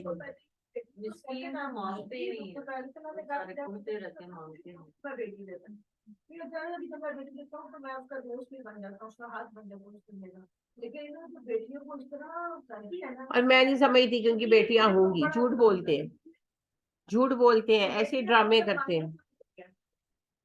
بیٹیاں جس کی ہیں سادگی سے شادیاں کریں, سادگی سے کریں شادیاں, اور بیماری کا کوئی آ کر کہے تو اسے لے پروف مانگے, خود جا کر دیکھے. کسی کو اس طرح اماؤنٹ نہ دے. کسی کو پتہ ہے کیا, ہمارے دینے کی وجہ سے ہی ریکٹ چل رہے ہیں نا, تو یہ ریکٹ بند کریں. ہم نہیں دیں گے تو یہ لوگ ڈس اپوائنٹ ہوں گے تو کچھ اٹھ کر کریں گے نا. ان کو ویلیاں کھانے کی عادت پڑ گئی. میری کزن کہتی ہے میری کام والی رو رو کے نا بیٹی کی شادی تھی, کافی چیزیں لے, کہتی مجھے بعد میں پتا چلا کہ اس نے بیٹی کی ساس کو تولے کے کانٹے ڈالنا. یہ ایسے ہی ہیں جی, یہ تماشے ایسے ہی ہیں. شادیاں اسلام میں سادگی سے ہی ہوں گی. شادیوں کے لیے یہ زکوٰۃ فنڈ وغیرہ استعمال نہیں ہونا, ویسے بھی صاف منع کر دیا تھا. اللہ پاک آسانی کا معاملہ کرے. لیکن زکوٰۃ کو ریگولیٹ کرنا بہرحال ہمارے مسائل کا حل ہے. تو جب اللہ آتو زکوٰۃ کہتے ہیں نا, تو اس میں صرف یہ نہیں کہ ہم زکوٰۃ دیں, اور بدقسمتی سے مولوی صرف اسی ایک بات پر ایمفیسائز کرتے ہیں, بلکہ سپر ایمفیسائز کرتے ہیں کہ زکوٰۃ دو زکوٰۃ دو. بالکل زکوٰۃ دینی ہے, لیکن زکوٰۃ کا نظام تو قائم ہے.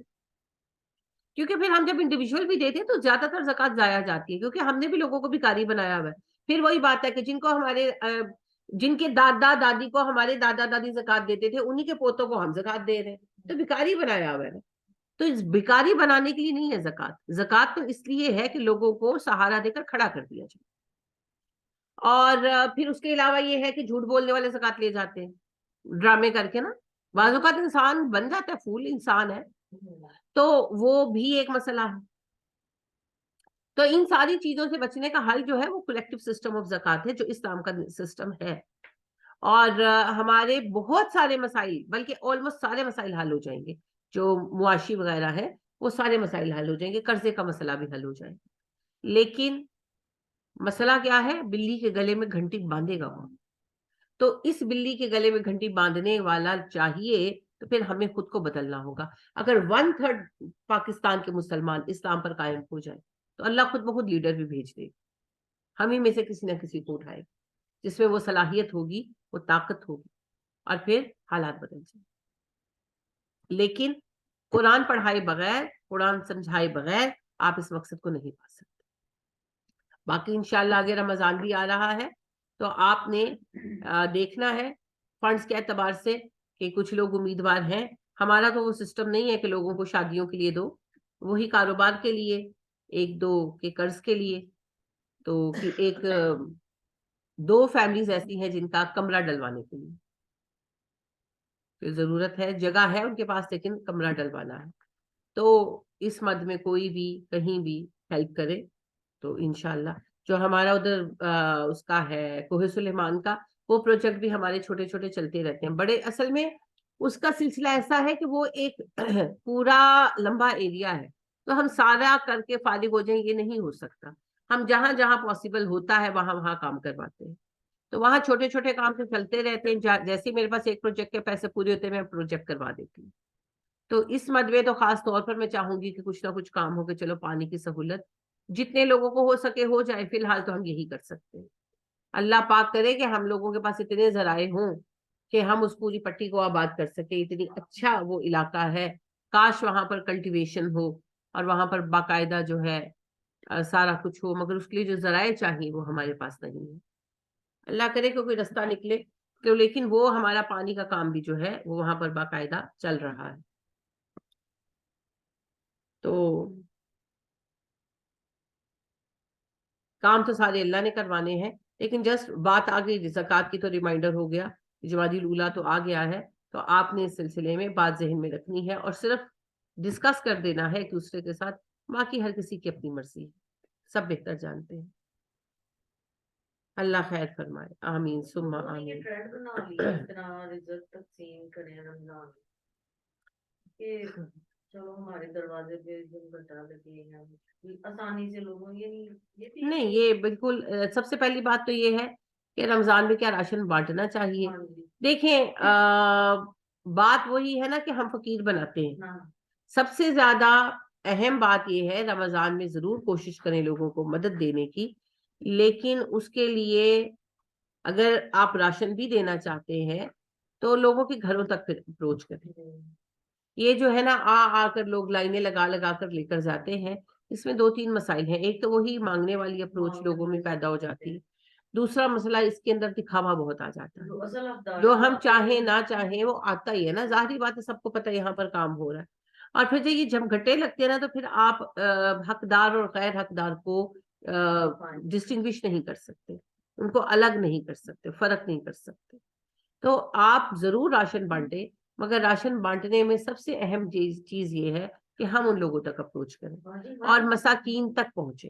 ہر محلے میں جا کے پوچھ لیں کون ضرورت مند ہے اس میں، وہاں پہنچا، محلے والوں کو پتہ ہی ہوتا ہے کون سا گھر کیا ہے۔ تو ایک منٹ محلے بھی ایک دن ان کو ایک منٹ سے راشن لگے تو صاف ہو۔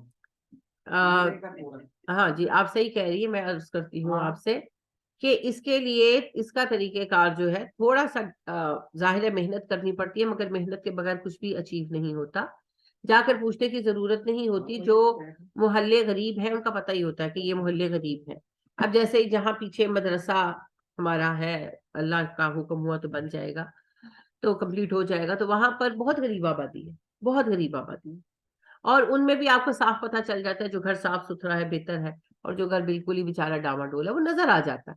تو وہ پھر آپ کا اس میں یہی طریقہ کار ہو سکتا ہے کہ آپ گاڑی میں سامان رکھیں اور یعنی کہ جائیں اس علاقے میں اور دروازہ بجائیں اور پکڑائیں اور آگے چلے جائیں، اور اس طرح سے ہو جاتا ہے۔ ان کے میں اسی طرح کرتی ہوں، میں نے اپنے ٹارگیٹڈ ایریاز میں ہم لوگ جو سامان لے کر جاتے ہیں تو ہم جس جگہ دینا ہوتا ہے ہم نے دیتے جاتے ہیں اور آگے بڑھتے جاتے ہیں، ہم رکتے نہیں ہیں، تو لہٰذا وہ پھر رش نہیں ہو پاتا اور کافی حد تک ہم مساکین تک پہنچانے میں کامیاب ہو جاتے ہیں۔ لیکن اس میں فٹیک ہے، اس میں 4-5 دن لگ جاتے ہیں اور ظاہر جانا پڑتا ہے اور ڈیوٹی دینی پڑتی ہے، لیکن یہ ہے کہ پھر اس میں اطمینان قلب حاصل ہوتا ہے کہ بھئی وہاں پہنچا دیا ہے جہاں پہنچانا مقصود تھا۔ لیکن ہاں میں پھر وہی کہوں گی اس میں فٹیک ہے، تو زکوٰۃ کا جو سسٹم ہے نا یہ ضرور قائم ہونا چاہیے۔ اللہ آسانی کا معاملہ فرمائے۔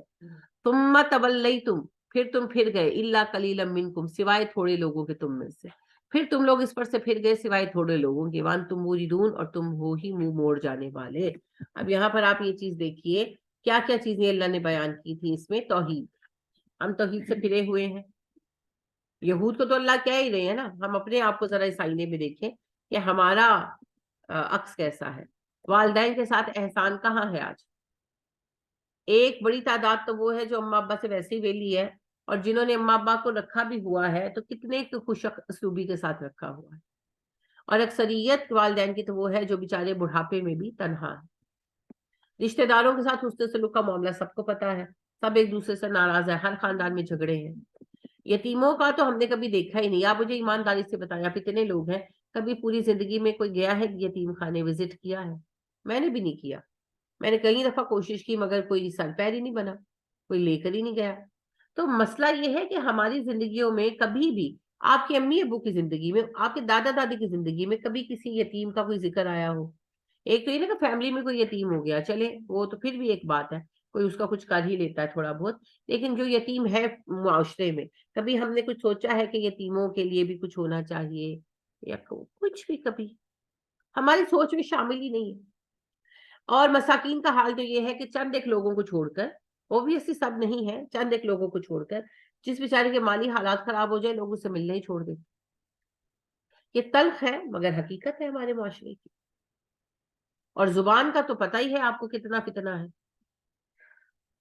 جھوٹ اس طرح بولتے ہیں. ابھی کل میں بیٹھی ہوئی کچن میں تھی اور نسیم جو ایک ورکر ہے وہ آئی ہوئی تھی ملنے کسی کام سے. تو ایک لڑکی آئی تو کہتی ہے مجھے فلک آنٹی سے ملنا ہے, مجھے نسیم آنٹی نے بھیجا ہے کام کے لیے. تو نسیم کھڑی ہوگی تو کہتی میں تینوں نہیں جانتی. سبحان اللہ, اللہ اکبر. اب وہ کہے, میں نے کہا کہ آپ کون ہو؟ ہے مجھے پتا چل گیا. پھر میں نے کہا تمہیں فلاں نے بھیجا ہے. کہتی ہے ہاں. تو میں یوں میں وہ میں بڑی اچھی. میں نے کہا بیٹے پہلے قدم پر تم نے جھوٹ بولا میرے ساتھ, اب تم مجھے کہہ رہی میں جھوٹ نہیں بولتی. تو میں آپ سے کہنا چاہتی ہوں زبان کا بے دریغ استعمال ہے, بے دریغ استعمال ہے زبان. تو سبحان اللہ. اسی طرح گالی گلوچ, جھوٹ, الزام, ہر معاملے میں ہم ایک لمحے کے لیے نہیں سوچتے. اور نماز کے قیام کا حال بھی آپ کو پتا ہے. مسجدیں مرث یا خواہ ہیں کہ نمازی نہ رہے, یعنی وہ صاحب اوصاف حجازی نہ رہے.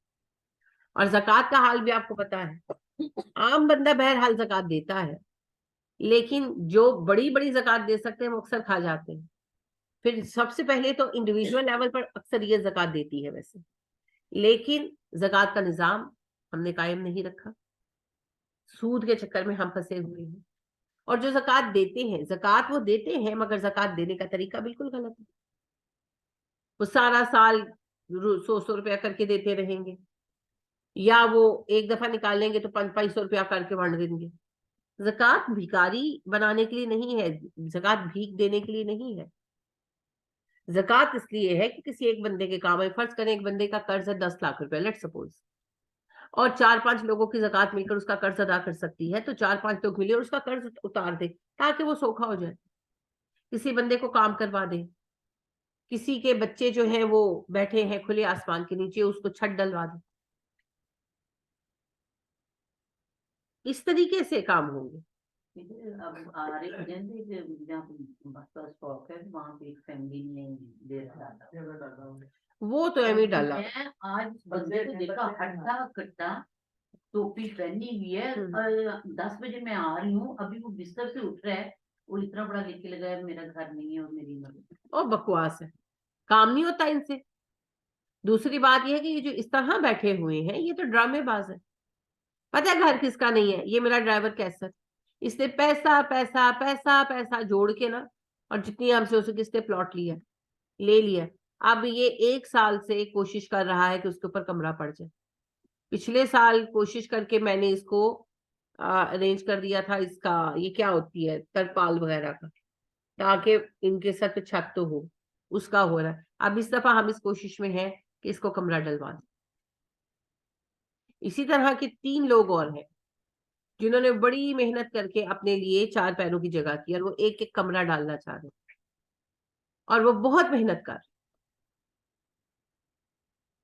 یہ ہے مستحق. یعنی میں اس کو دیکھتی ہوں, آپ لوگوں نے دیکھا سنگل پسلی ہے, ہم مذاق میں کہتے ہوتے ہیں, کوئی کام نہیں یہ بندہ چھوڑتا. آپ بھی کہیں گے نا میرا فلانا کام ہے تو آ کے کر دو, تو میں تمہیں پیسے دوں گی, یہ آ جائے گا.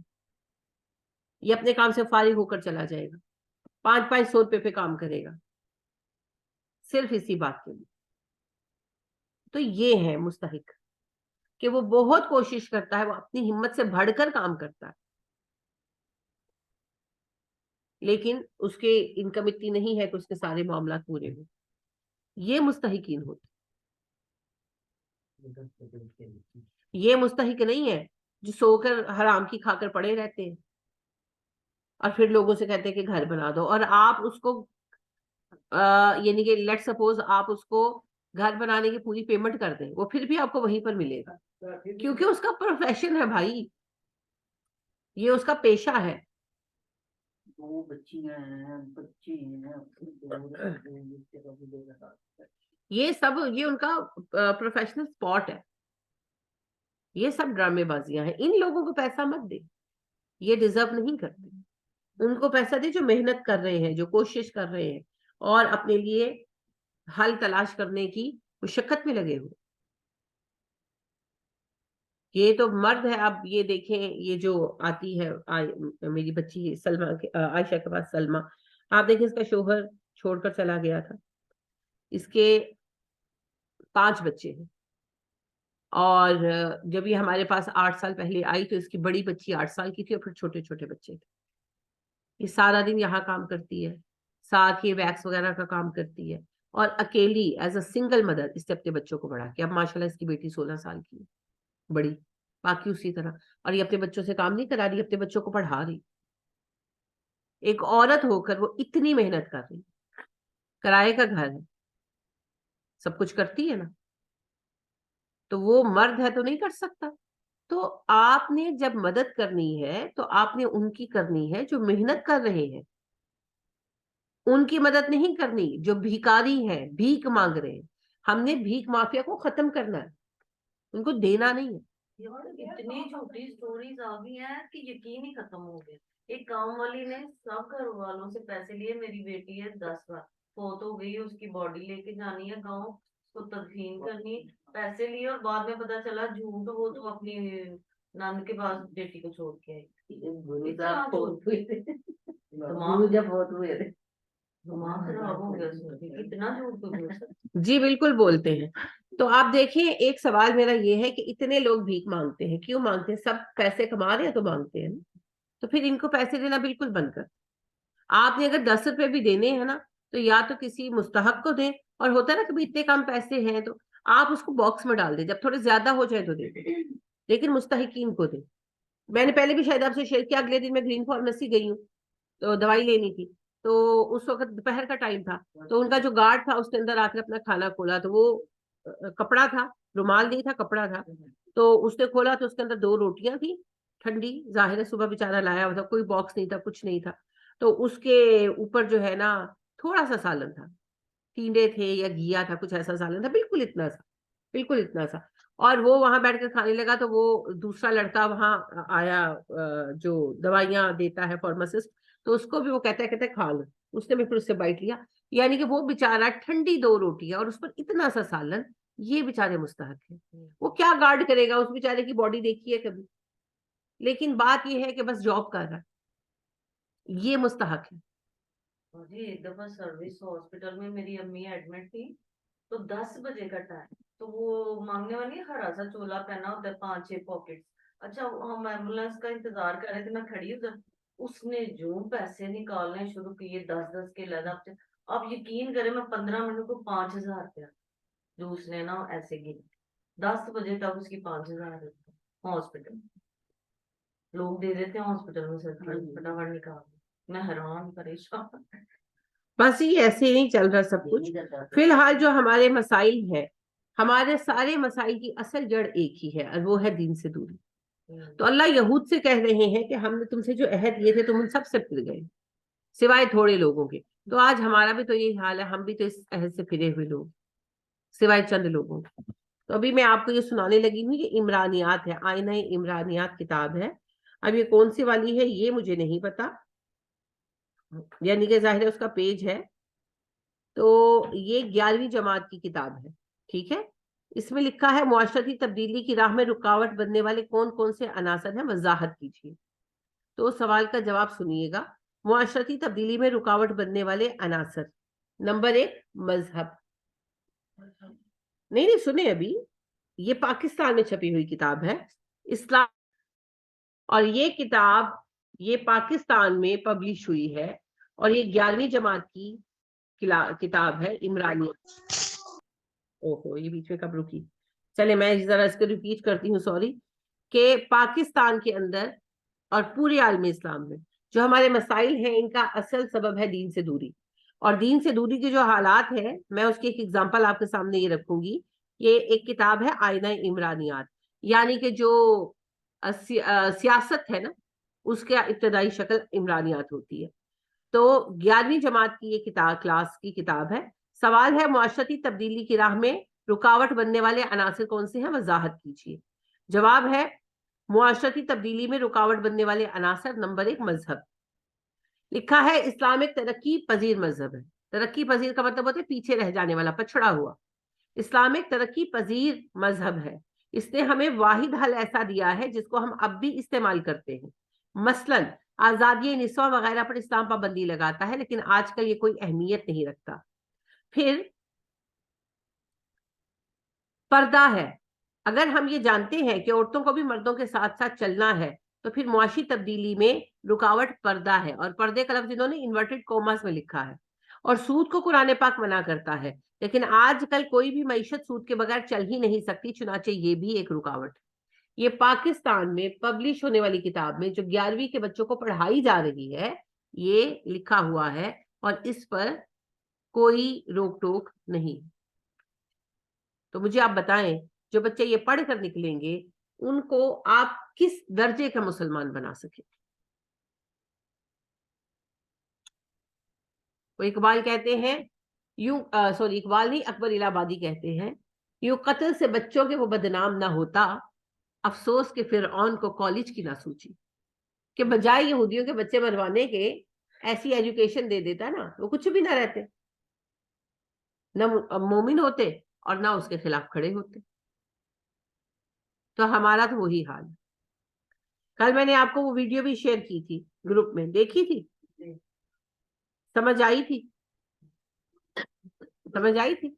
वो जो मैंने आपको बताया नहीं था, वो बाबा जी उस दिन जो अपनी ड्रेसिंग करा रहे थे, मेकअप करा रहे थे, वो टांगों बाजों की वैक्स करा के तो मेहंदी लगवा रहे थे। तो कल उनका मुकम्मल रूप देखा था, और क्या बना हुआ है वो, इतना बुरछा बंदा क्या बना हुआ है? सुहागन किसकी? अल्लाह की सुहागन। इन्ना लिल्लाहि व इन्ना इलैहि राजिऊन, इन्ना लिल्लाहि व इन्ना इलैहि राजिऊन। समझ नहीं आती क्या तमाशा चल रहा है दीन के नाम। और मुझे तो हैरत उन लोगों पर होती है जो इनकी बकवास सुनते हैं। यानी उस बंदे की दाढ़ी देखो, और उसका नथ पहनना देखो, और उसका मेकअप देखो, अस्तगफिरुल्लाह, ला इलाहा इल्लल्लाह। बंदा कहता है कि क्या तमाशा है। इसको तो पकड़ के किसी ने जेल में डाला है। नहीं जी, उसके उसके ही नाचने वाले लोग आ जाते हैं, यानी कि उसके फॉलोअर्स पहुंच जाते हैं।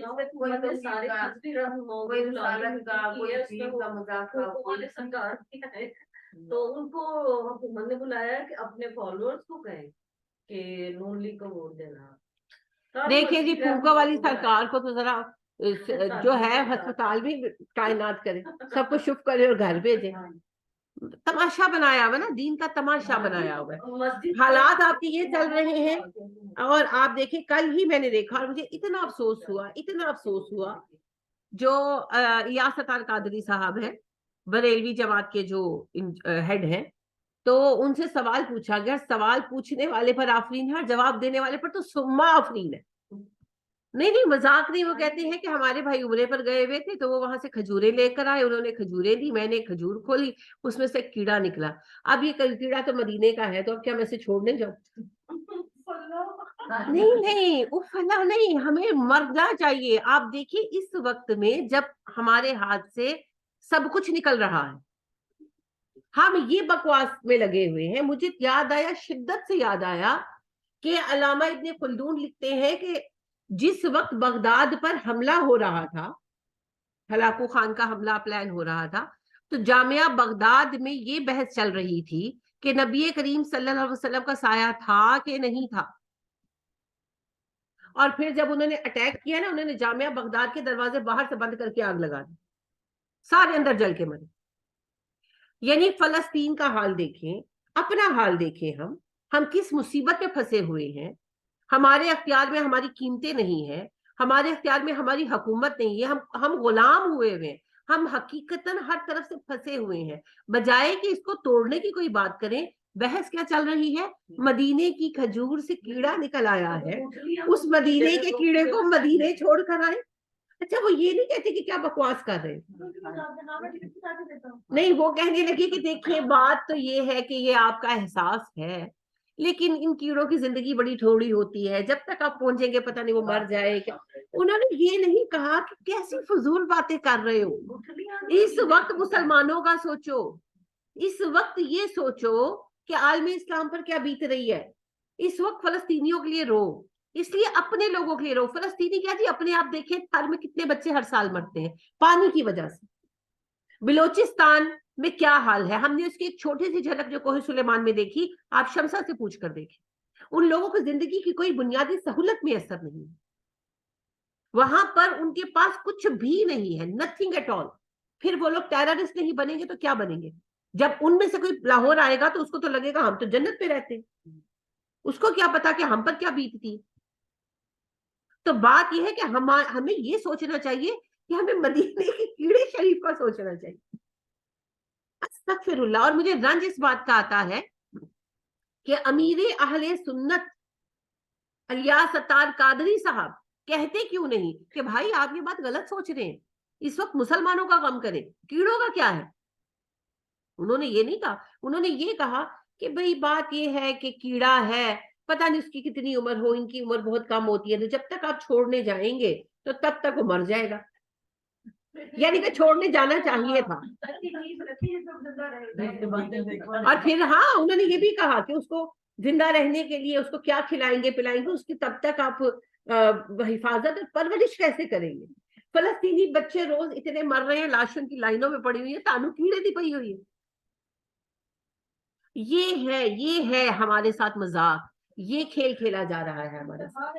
آپ نے بتایا جو اللہ کی صحابہ نے ہالینڈ میں کارٹونسٹ کا تو اتنا انہوں نے وبال اٹھایا. تو ہاں جی, زندہ انسان اسلامی جمہوریہ میں بیٹھا, اس کو پکڑنے والا کون؟ یہی تو بات ہے, ہمیں شرک کی باتوں پر دل خوش ہو جاتے ہیں. کہاں ہے سارے عاشق رسول؟ نبی کریم صلی اللہ علیہ وسلم ہوتے اور آپ صلی اللہ علیہ وسلم کے سامنے کوئی ایسی بکواس کرتا تو آپ کس طرح پیش آتے؟ تو آج یہ سارے عاشق رسول کہاں ہیں, عاشقان رسول, اور اتنے علامے جو ہیں سارے کے سارے, کوئی نہیں بولتا. اور ایک دوسرے کو دیکھے نا, یعنی کہ جیسے وہ جو مارا تھا انہوں نے, نہیں جو ہمارا اپنا کیا تھا حکمران جو تھا, سلمان تاثیر مارا تھا, صحیح مارا غلط مارا, اپارٹ فرام دیٹ مارا تھا. ان کو نہیں ختم کر سکتے, نہیں وہاں تو پھر یہ خود پہنچ جاتے ہیں دعائیں کرانے کے لیے. لیکن مجھے اتنا افسوس ہے کہ ہم نے پاکستان کا مطلب کیا, لا الہ الا اللہ کہہ کر دیا, مگر ہم نے استغفر اللہ, اللہ کی بیویاں بھی کھڑی کر دی. ایک وہ پہلی بابا ملتان میں مان نہیں تھا, اب یہ آ گیا ہے, اور پتہ نہیں ابھی ہمیں کیا کیا دیکھنا پڑے گا. لیکن ہمیں کھڑا ہونا ہوگا. میں آپ سے واضح طور پر کہتی ہوں, میں بہت سوچتی تھی کہ چیز رکتی کیوں نہیں ہے. مجھے یہ سمجھ اب آئی ہے کہ کوئی بھی مین بات پر بات نہیں کرتا. اتنی بات کہہ کر سب چپ ہو جاتے ہیں کہ جی قبروں پر نہیں جانا چاہیے, سجدے نہیں کرنے چاہیے. قبراں ہونی ہی نہیں چاہیے, سارے مزار ختم ہونے چاہیے. سب مقبرے نے, یہ سب مقبرے ہیں, یہ سب مقبرے ٹوٹنے چاہیے. ان مقبروں کو توڑ کر برابر کر کے قبریں شفٹ کریں قبرستان میں, اور قبرستان میں بھی ایک پختہ قبر نہیں ہونی چاہیے. سب قبریں ایک جیسی ہونی چاہیے, کسی بابا جی کی کوئی جگہ نہیں ہونی چاہیے. ختم کرو سارا کچھ, نہ عوام کے پاس ٹھکانہ ہوگا, نہ وہ کہیں جائیں گے. صرف مسجدیں آباد ہونی چاہیے. اب دیکھیں اتنی جگہ شروع ہوگی قبرستان میں, یہی وجہ ہے کہ وہ چبوترے بنا دی ہے. چبوترے بنا دی, سب کچھ ختم ہونا چاہیے, اور صرف اللہ کی مساجد آباد ہونی چاہیے, صرف اللہ کی مساجد, اور کچھ بھی نہیں. یہ نگران وزیر اعلیٰ جو ہے, یہ پرسوں سروس ہاسپٹل کے بیٹھے تھے, یہ تو کوئی ایک گمنام سے کوئی قبر تھی, تو اندر تب چلا گیا اللہ کا بندہ, لیکن اچھا یہ تو کوئی دربار ہوتا ہے, اس صاف پر نئے سرے سے بنانے کو حکم دے. وہ اتنا درخت گزرا نہیں جا رہا تھا, پوری ٹیم کے ساتھ وہاں پہنچ کے. تو وہ ٹیم کے ساتھ پلان کر کے گئے ہیں نا, وہ ٹیم کے ساتھ پلان کر کے گئے ہیں. دیکھیں جی, تکلیف بات یہ ہے کہ آپ کے پنجاب میں اکثریت اس وقت قبر پرستوں کی ہے, تو جو قبر پرستوں کو خوش کرے گا اس کو ووٹ مل جائے گا. یہ اس وجہ سے ڈرامے ہوتے ہیں سارے. چھڈو, سب سیاسی سٹنٹ ہی ہے جی, سب ڈیل ہے, سب بکواس ہے, اور یہ دنیا کی خاطر اللہ کے دین کو بیچ رہے ہیں. انا للہ و انا الیہ راجعون. تو بس یہ بہت ہی تکلیف دہ وقت ہے ہمارے لیے, لیکن اپنے حصے کا کام کریں, اپنی آواز اٹھائیں, اور جہاں جو کر سکے ضرور کریں. میں تو اوپنلی کہتی ہوں, اگر آج میرا اللہ مجھے اس قابل کر دے, اس کا در اختیار دے دے, میں تو سارے یہ جو مقبرے ہیں یہ ختم کر دوں, اور ٹوٹل پاکستان میں کم از کم توحید اور صلاح تو قائم کر. باقی جو ہونا ہے وہ خود بخود ہو جائے. تو اللہ ہمارے اوپر رحم کرے, اور اللہ ہمیں ایسا رستہ عطا فرمائے. آمین ثم آمین. بس یہ رمضان کے لیے بھی تیاری شروع کر لیں, یعنی اپنے جو بڑے کام ہیں ان کو پلان کر لیں, اور جو بہنیں بیمار اور لاچار ہیں وہ اپنا علاج کرائیں. रमजान से पहले ठीक हो जाए। तो मल्टी विटामिन बता दो। ये बता देती यार मुझे तो हमारा मन पहुंच जाता है थका चाहिए सुबह। थका हाँ, मैं मजाक करती होती हूँ, नहीं, मैं कहती हूँ मैं डंगर डॉक्टर। नहीं मेरी पोती मुझे कहती है कोई ना कोई दवाई मांगने आ गए, इत्तेफाक से पहले नाहिद आई, उन्होंने मुझसे मेडिसिन ली, फिर वो सलमा आई कहती मुझे मेडिसिन दे दे, फिर नजमा आई कहती मुझे मेडिसिन दे दे, तो नूरुल हुदा पास बैठी थी, कहती दादू आप डॉक्टर हैं? मैंने कहा हाँ बेटे मैं डंगर डॉक्टर। यानी कि फिर वो जो आ रहे हैं वो डंगर ही आ रहे हैं। तो आपको बड़ा इंसान बाय स्पीशीज डंगर ही है, जानवर ही है, हम सब भी डंगर हैं। अल्लाह रब्बे करीम हमें इंसान बनने की तौफीक अता करे। ये मजाक की बात है, ये सिर्फ एक मजाक है, इसमें और कुछ भी नहीं है। मैं तो आपको बड़ा पावरफुल समझ रही थी, बड़ा इस बात आपको बड़ा मैं पावरफुल समझ रही थी। तो कल आपने बताया मैं 2 बर्तन नहीं धो सकती सर्दियों में, तो ये भी वीकनेस है ना कि सर? नहीं, ये वीकनेस नहीं है, ये एलर्जी है। मुझे ठंड से यानी ठंड जो है ये मुझे इफेक्ट करती है, गर्मियों में मुझे नहीं कुछ होता। तो चूंकि मुझे अस्थमा है, मेरी फैमिली में अस्थमा है, मेरी अम्मी, मेरे पूरे ननिहाल में अस्थमा है, तो ठंड जो है वो अब इफेक्ट करती है। तो ठंड से बस मुझे बचना होता है। It's not a weakness, it's an allergy. Her family में कोई ना कोई एलर्जीज होती है।